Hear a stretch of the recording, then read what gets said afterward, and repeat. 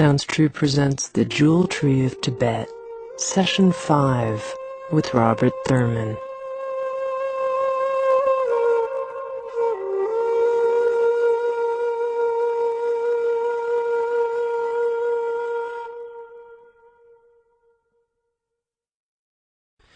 In this session we will mainly continue our discussion of the liberating wisdom, the transcendent wisdom, prajna paramita, transcendent intelligence. We will discuss in that context, therefore, the role of philosophical thought in Buddhism and in the Buddhist path and in our meditative path. The relationship of vipassana, Lagtong in the Tibetan say vipassana, and philosophy. But first let's generate the wish-granting gem tree field. Let's meditate together for a few moments.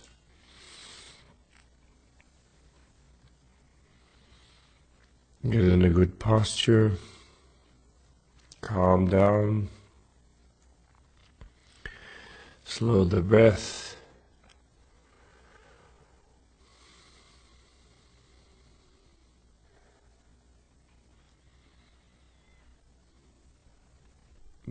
feel yourself melt,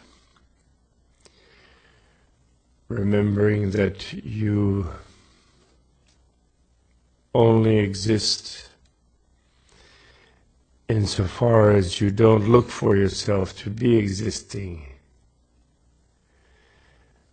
When you look for yourself, you seem to dissolve into thin air. So take a good look for yourself introspectively, and you begin to lose track of who and what you are. And you feel lighter, and you feel looser, and you float into empty space and dissolve. The world around you dissolves as well. You're no longer sure where you are, what country, what planet, what continent, what era. This is a feeling of focusing on the ultimate nature of reality, where nothing exists as a thing in itself. Nothing exists as pinned downable by any concept.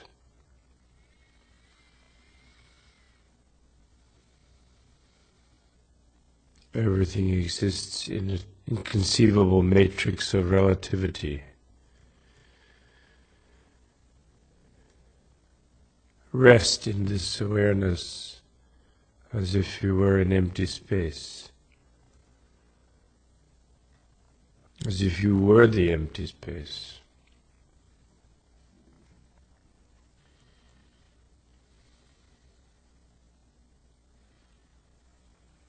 From the empty space we arise together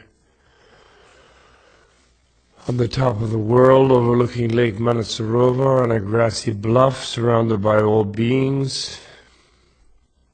Above us shines the jewel tree, the wish-granting refuge tree. On the tree are all our mentors, Buddha, Socrates, Mary, the goddess, the gods, Krishna, Jesus.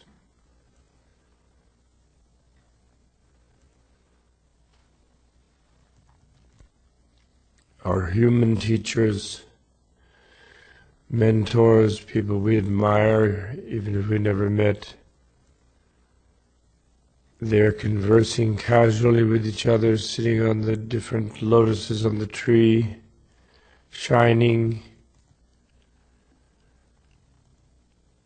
Their lights flow down to us. We feel buoyed up bathed, anointed, exalted, relieved, soothed by the flowing jewel energy. The energy drives away all our self-doubts, all our anxieties, all our frustrations, irritations. They flow out of us like darkness.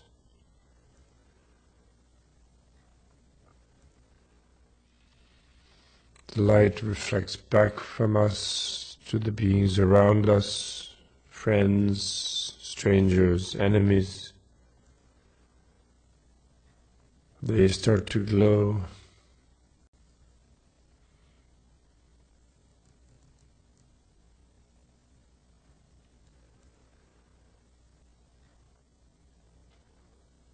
We're in our meditative shrine space. We think of boundless offerings radiating from our heart's wish to see the world perfected and see the world beautiful. We visualize beautiful forms, flowers,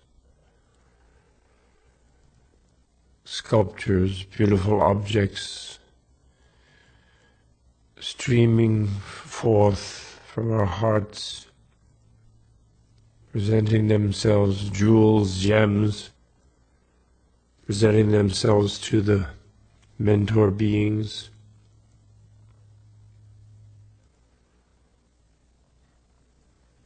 Exquisite music emerges spontaneously. Clouds of incense, delicious foods, fruits.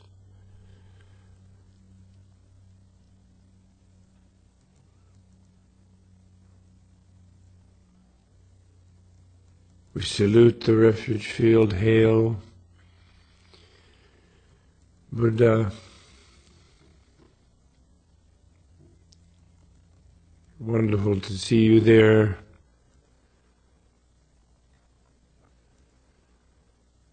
We take refuge in your presence, all the deities.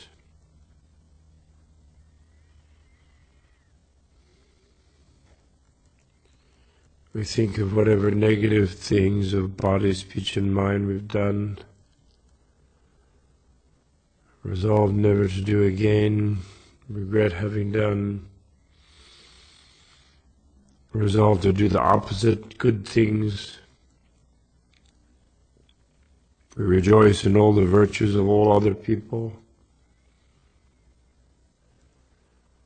We're delighted when people advance. Wonderfully happy when they succeed.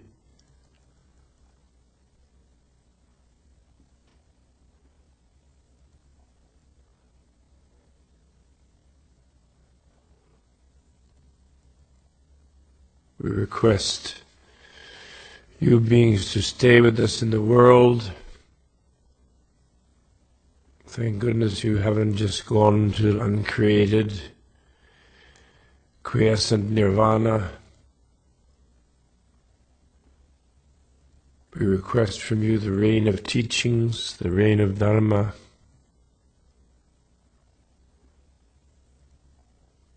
We dedicate whatever virtue we accomplish here for the happiness of all beings through our attainment of perfect Buddhahood ourselves.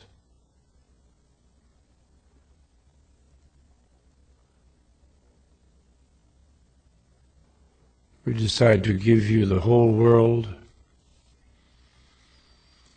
We reflect on the planet. We imagine that it's a little shining ball in front of us in space. We pick it up in our hands gently, holding it up as an offering. You take it, enlightened beings. We unenlightened ones can't take care of it anyway.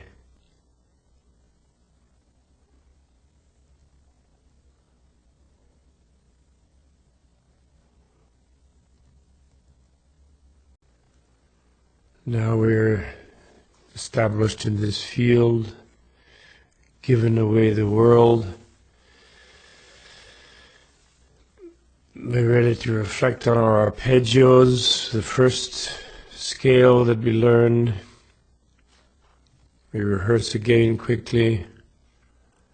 Is the scale leading to the mind of transcendence?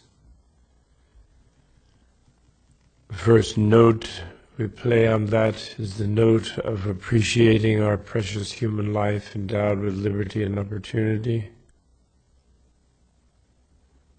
We reflect on that. We appreciate what an amazing embodiment we have. We're happy we're using it this one moment, focusing it on our higher evolutionary purpose of achieving freedom and enlightenment.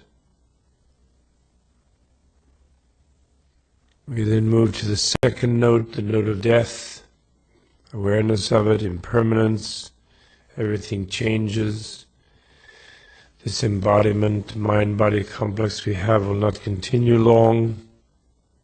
We definitely will die. We don't know when we will die. When we do die, our spiritual essence is all that goes with us.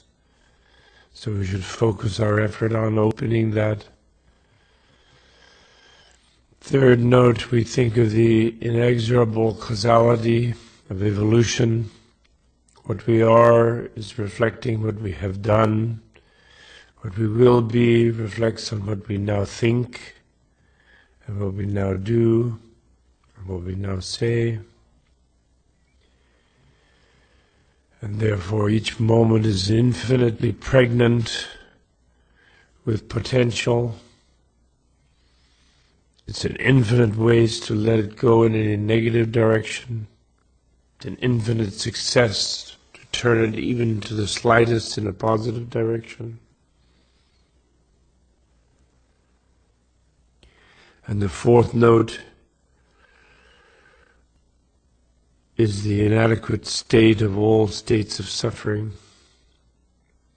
of the egocentric existence of self pitted versus the overwhelming other, self versus the universe, perceived as alien, separated thing, the losing battle the self engages in against space and time and all other beings.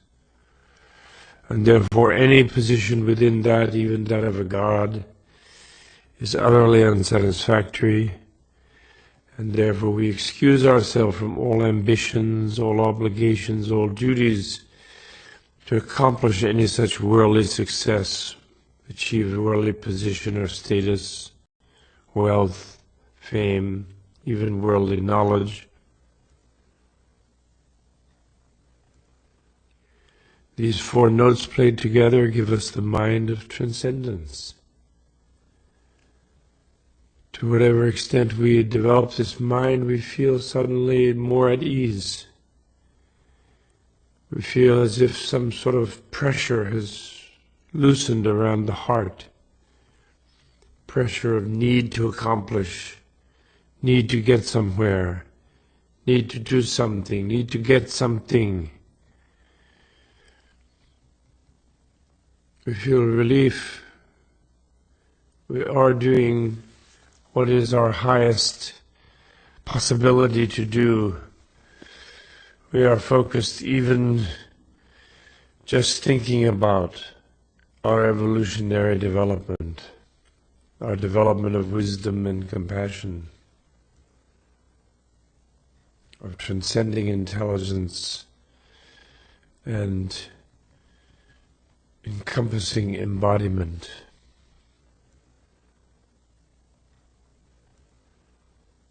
We then turn to the second arpeggio, the second scale. Based on this feeling of self-appreciation, of self-release, the mind of transcendence, we look around us in the world, look at the beings around us, friends, strangers, enemies. We realize how driven they all feel. They don't have this mind of transcendence. We realize that we are interconnected with them. We feel sad for them that they don't have this sense of relief. They don't look up and see the wish-granting gem tree. They don't realize the imminent presence of all the mentors, all the great enlightened beings throughout history, the holy beings,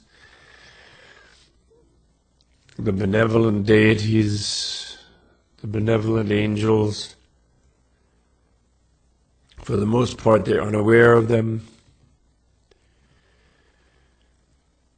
So we realize the need to develop our connection with these beings.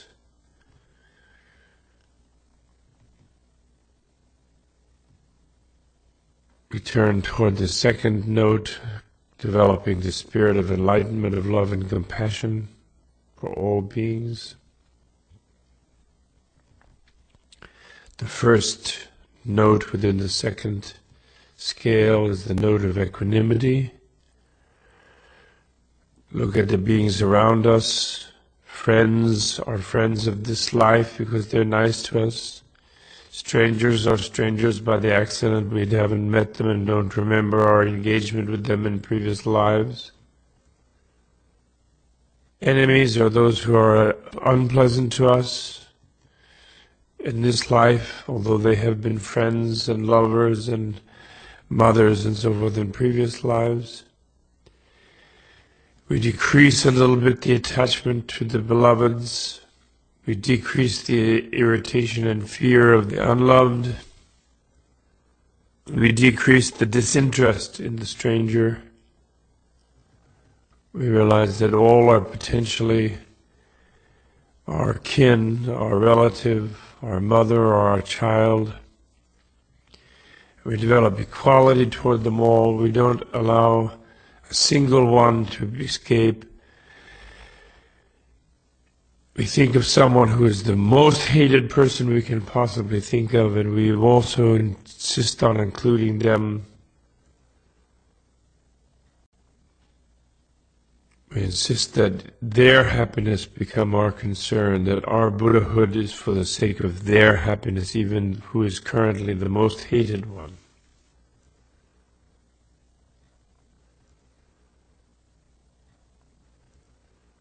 That's the first note. The second note is then the recognition of motherhood of all beings,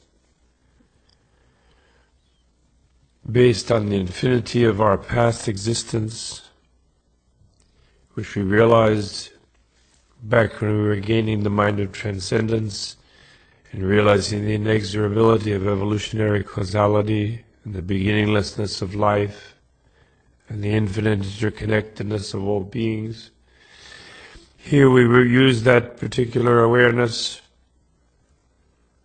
that expansion of awareness particularly, to focus on how we have been related to every being, how every being has been our mother in some life.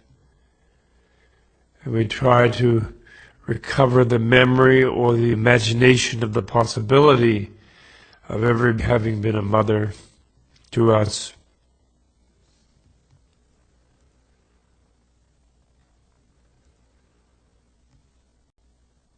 Based on our equanimity of not differentiating between friend and enemy and stranger, we now develop a vision of everyone as our mother, where we see them all as mother beings, even male ones, having been female in previous lives, have been our mothers. Even our father of this life has been our mother in a previous life.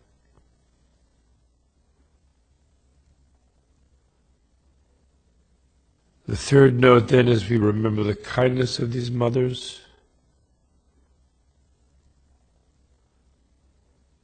We remember how they cared for us, how they gave their lives for us, how they held and embraced us, gave us their affection and their concern. When we reach the point of tears on that, we then meditate on gratitude, come to the fourth note. And the fourth note is where we wish to repay that kindness. We can't stand for them to suffer endlessly, life after life, in the cycle of egocentric states of being, from the hells to the heavens, through the animal realms, the Preta Lokas, the Titan realms, the human realms, the God realms. We wish to repay that kindness wherever they are, do something, be the mother to them. But better than just being a mother, we have been a mother in their ordinary human lives in the past. We want to be the mother of their Buddha life, of their freedom and enlightenment, of their second birth, their birth into nirvana, into the infinite life of nirvana. Then we come to the fifth step, the step of the exchange of self and other. And in our wish to repay their kindness, we then naturally move into becoming concerned for them, becoming aware of them. We realize that from beginningless time we have been preoccupied with ourselves, with our own self-interest, our own self-aggrandizement, our own self-security, self-promotion. This has gotten us into nowhere but endless series of frustrating, insufficient and inadequate and unsatisfactory states of suffering. So self-preoccupation and self-promotion seems to be a very unworthy master, a master that directs us into negative places. And then we're worried about our mother beings, so we decide to be preoccupied with their welfare and their happiness, which radically decided to change our pattern and exchange other preoccupation for self-preoccupation.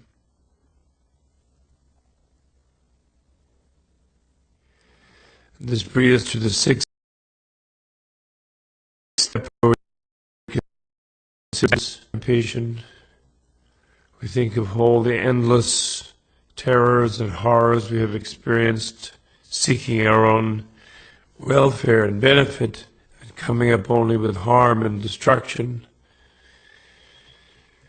We reflect on that, thinking of the teachings of the great Shantideva,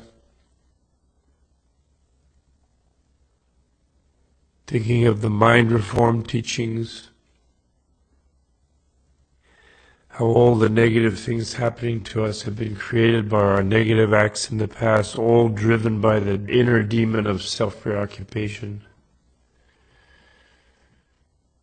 This leads us then to the seventh step, where we think of the advantages of cherishing others, of being preoccupied with others' welfare and happiness. We realize how much we owe to others, how our bodies come from others, how our language and speech comes from others, from our culture, how our mind really is made up by others, influenced by them, taught by them, modeled on them, how our clothes are produced by others and brought to us. Even the money we think we have that makes us think we can do this and that, we earn that is given to us by others for doing this and that, others who created this and that industry or business or economy, or we inherited it. To everything we have and everything about us is due to the grace of others, and even all our future evolutionary progress, our ability to become a Buddha, is because we can develop generosity by giving to others, morality by acting properly with others, tolerance by bearing injury from others without anger and hatred, creative effort by wishing to do something great for others, meditative concentration by wishing to develop responsible control of our mind for the sake of others, and wisdom to know the nature of self and others.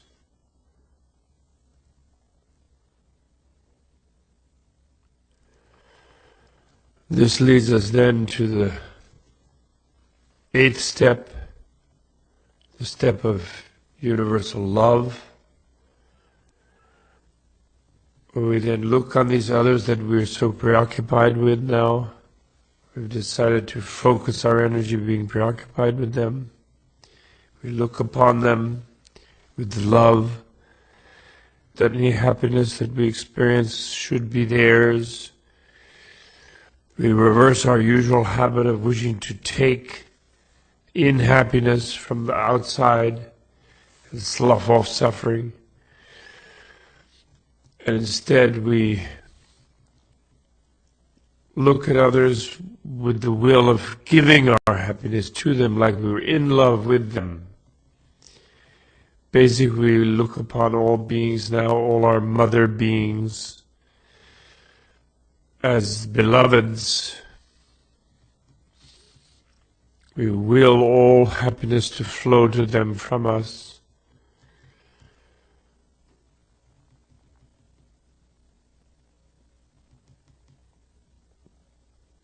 We can connect this with the famous meditation of giving and taking,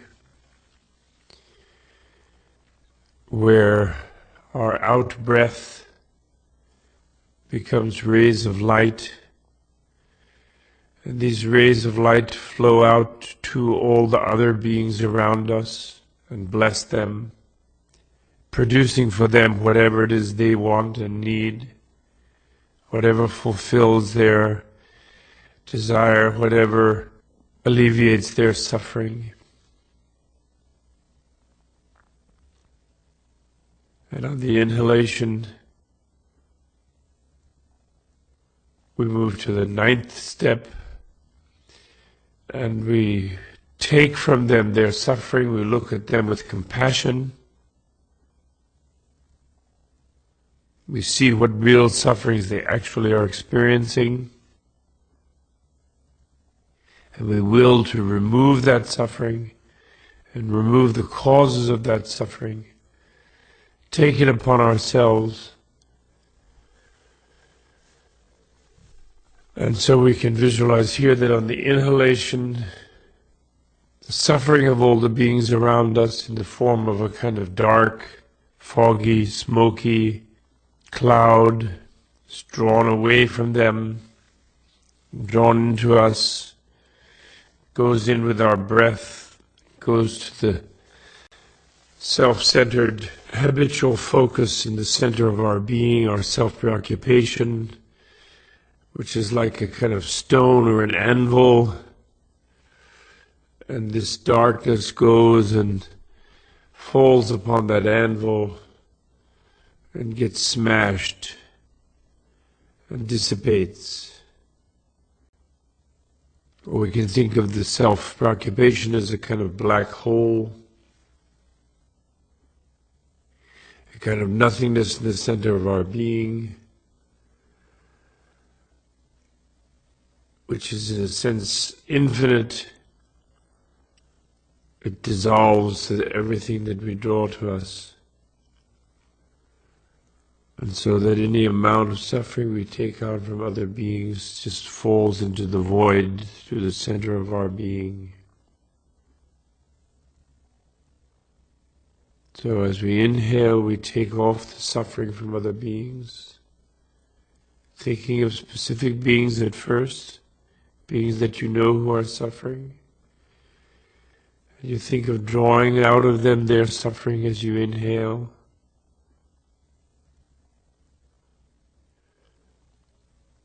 And as you exhale, you send out light rays of your own bliss at being able to help their suffering,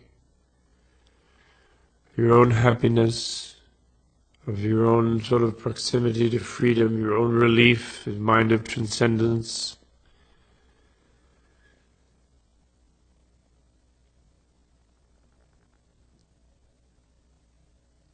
You exhale love, you inhale compassion.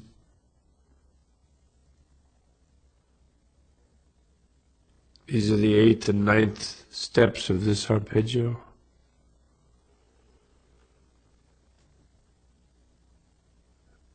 Exhale love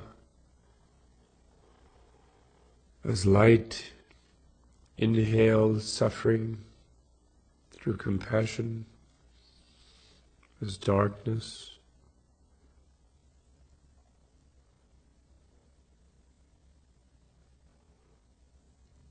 Burn up the darkness with the fire of wisdom.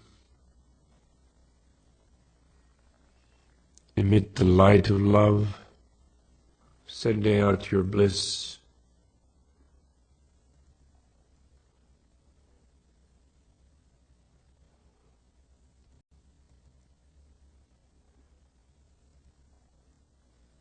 Then we move to the 10th note,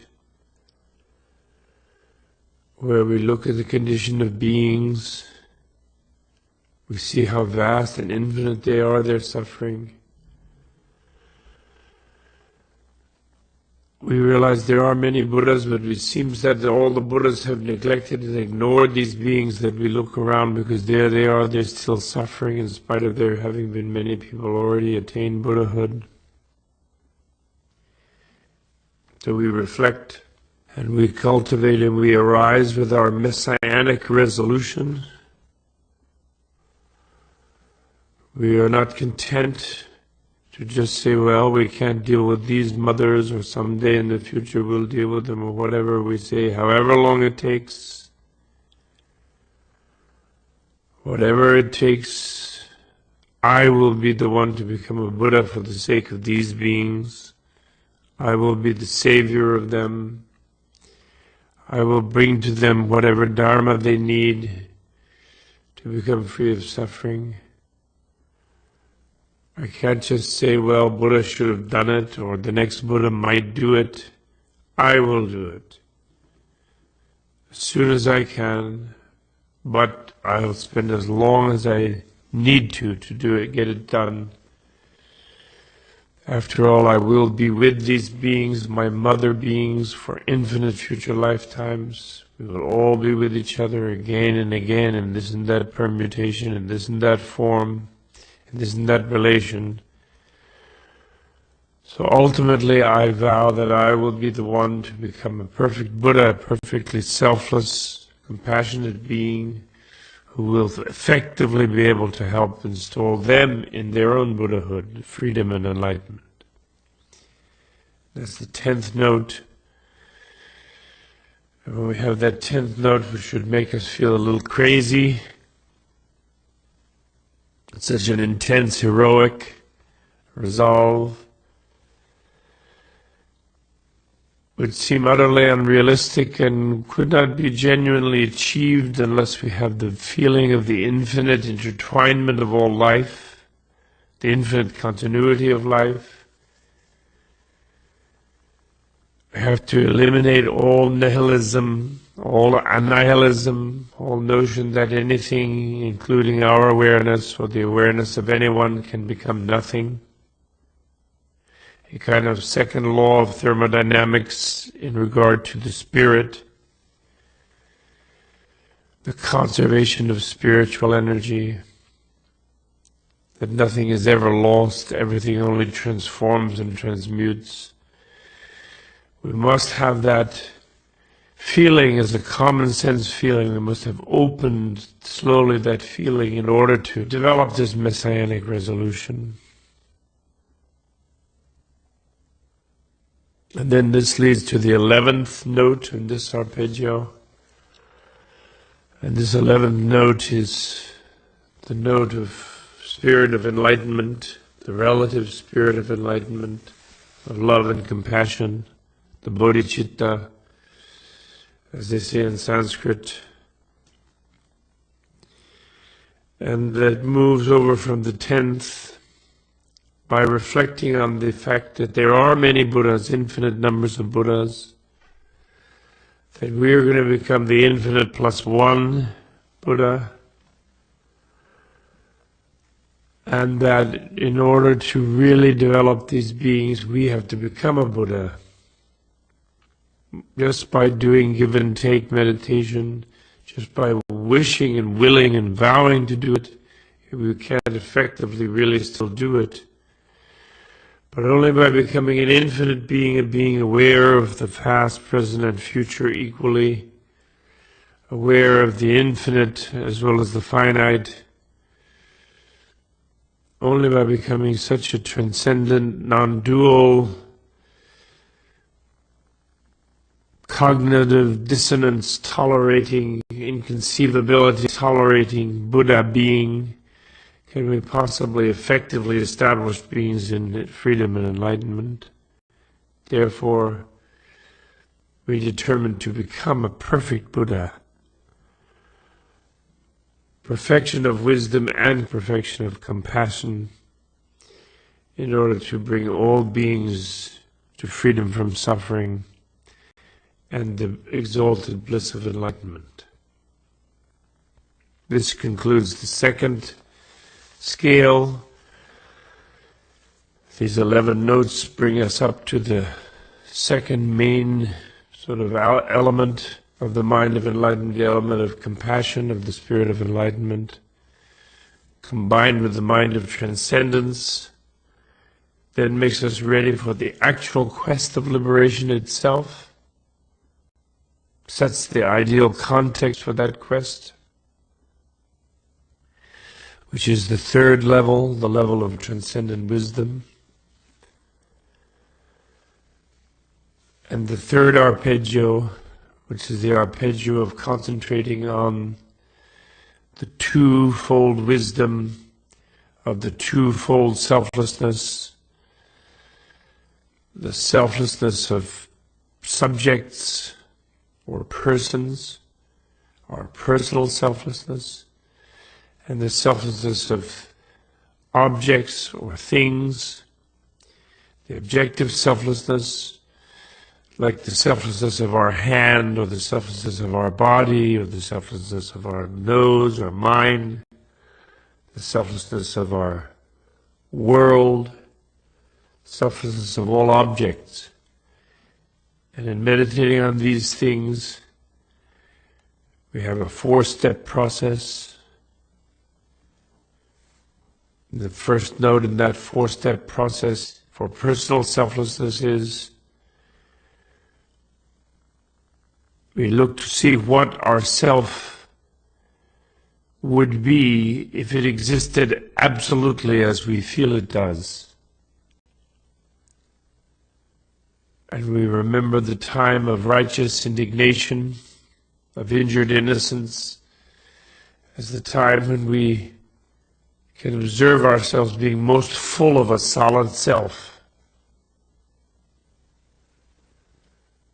We recognize that feeling inside, and so doing we recognize that we don't believe in selflessness, we believe in self.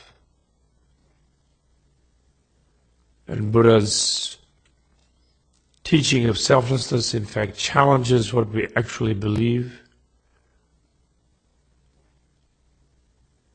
We then resolve to look for that self, to verify, to answer Buddha's challenge by verifying if the self we feel is there really is there. And then we resolve that if we look with all our might, that if it is truly a solid self, it should solidly find itself. And if it does not solidly find itself, then it is not there as we feel it. And Buddha is right and we are wrong. That's the second key, the commitment to that one of those outcomes. No third outcome, no vagueness of outcome. And then the third step in there is the step of looking for the true unity of self and our life systems. We try to see if that solid self can be one of our life systems or all of our life systems in together. We therefore sort through our life systems. And when we don't find any solid self as one with our life systems, in the effort of looking for that, we don't come up with some sort of solid non-self, but instead we melt and dissolve. Our sense of being our life systems melts and dissolves, and we have a moment of space like equipoise samadhi, feeling of sort of freedom, feeling of what our fantasy of floating free and empty space might be, a little bit of relief associated with it. But then we don't allow ourselves to feel that that's some sort of ultimate state. And then immediately even that state dissolves and we're back in the world of differentiated things. And now they sort of have a kind of mirror image quality, an illusory quality, a dreamlike quality. But everything is still there, we're still here, our relative self.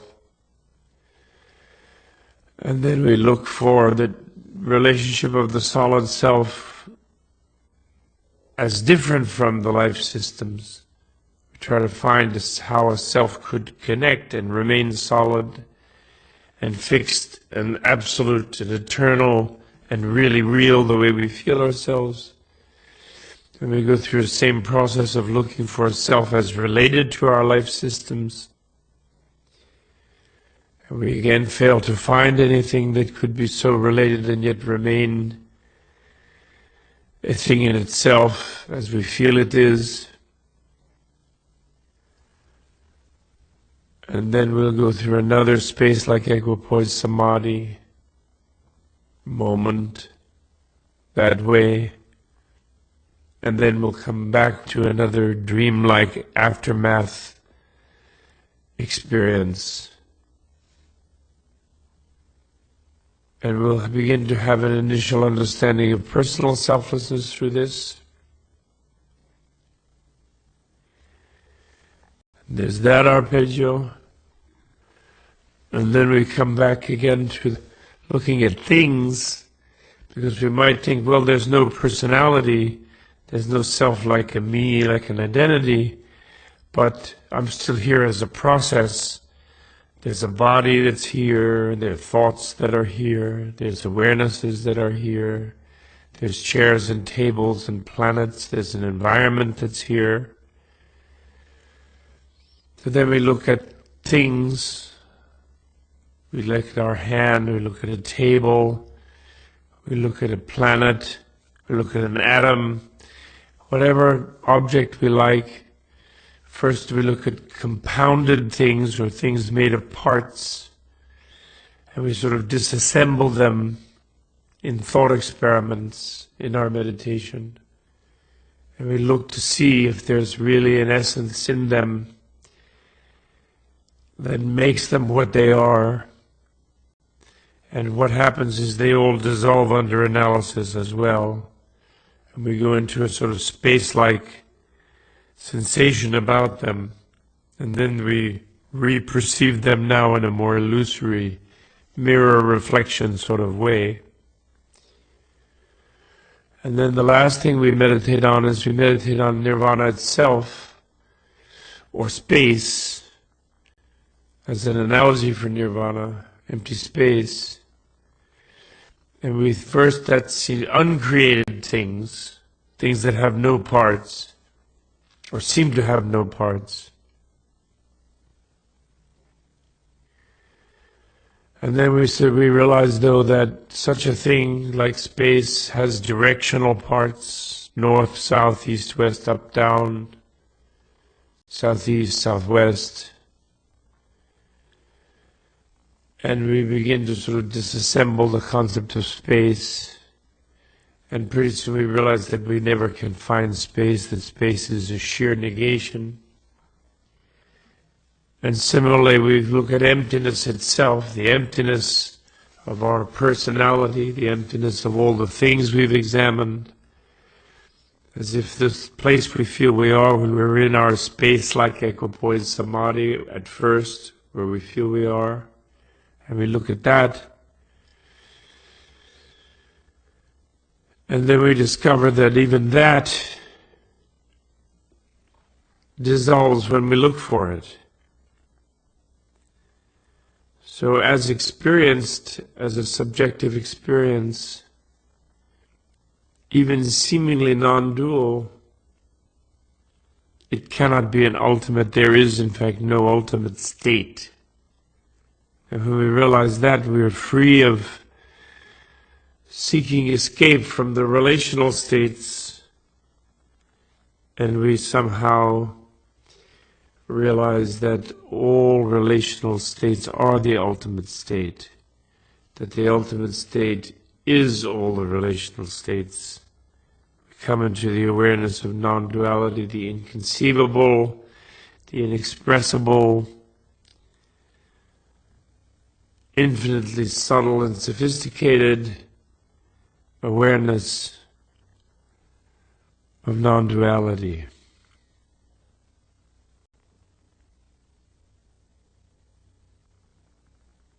So these are the three arpeggios, the three scales that we learn to play in the path to enlightenment. This concludes in a way and incorporates completely all the different levels of the path.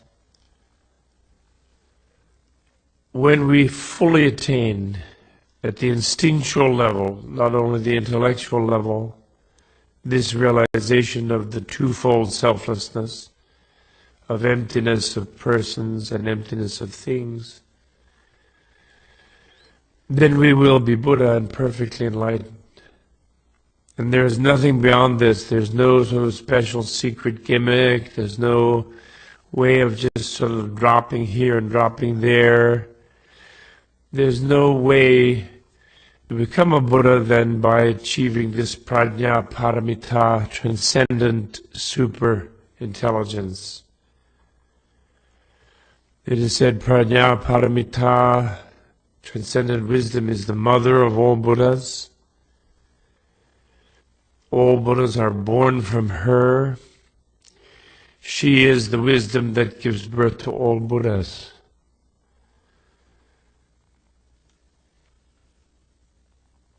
And she is the same for all seekers of enlightenment. Vipassana is looking for her. Zen is embracing her. Every kind of Buddhism is looking for her. And perhaps the great translator of the Prajnaparamita Transcendent Wisdom Sutras into English in recent times, Edward Kanza, used to say that Sophia, the Gnostic goddess of the Middle East, that surfaces in sort of underground Christianity, the Gnostic Gospels, that she is the sister of Prajnaparamita. As a scholar, he says that, and as a practitioner, and in the context of our wish-granting gem tree meditation, where we're trying to approach it from the point of view of all spiritual traditions, not exclusively as a Buddhist, but from any direction, then she is Mary, she is the Mother of God, she is the Sophia, the wisdom goddess for the West. She's Shakti in India, Uma, Parvati, Sita, Tara, Kali, the great goddess. And now we end this meditative part.